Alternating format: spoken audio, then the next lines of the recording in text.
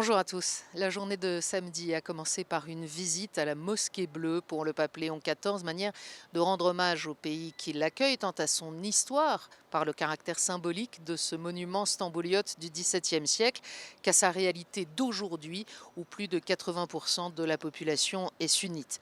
Ensuite, le pape s'est rendu à l'église syriaque orthodoxe Mar Ephrem à la rencontre de 17 responsables d'églises chrétiennes et il a formulé le vœu que ce type de rencontre puisse continuer d'avoir lieu, y compris avec ceux qui n'ont pas pu venir cette fois-ci. Une allusion à la ligne de rupture qui traverse le monde orthodoxe avec le patriarcat de Moscou et ses alliés. Le pape, au cours de ces échanges, a invité les chrétiens à parcourir ensemble le chemin spirituel qui mène au grand jubilé de la rédemption 2033. Un chemin qui invite à se tourner vers Jérusalem, vers le Cénacle où eut lieu le dernier repas du Christ, le lavement des pieds et la Pentecôte.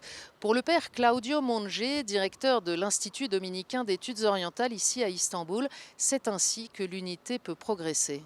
Je pense qu'on avance dans la mesure où on revient au centre, qui est la foi et le centre de la foi, tout particulièrement le mystère pascal.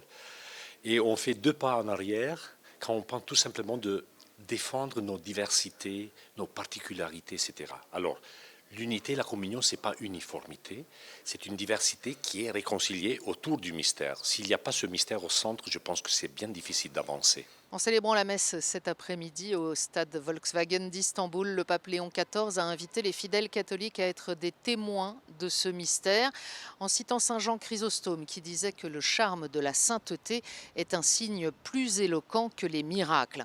Un peu plus tôt dans l'après-midi, le pape s'était rendu à l'église Saint-Georges, siège du patriarcat de Constantinople, pour un temps de prière et la signature d'une déclaration conjointe avec le patriarche Bartholomée. Les deux hommes y réaffirment leur désir d'avancer vers la pleine communion et notamment vers une date commune de célébration de Pâques.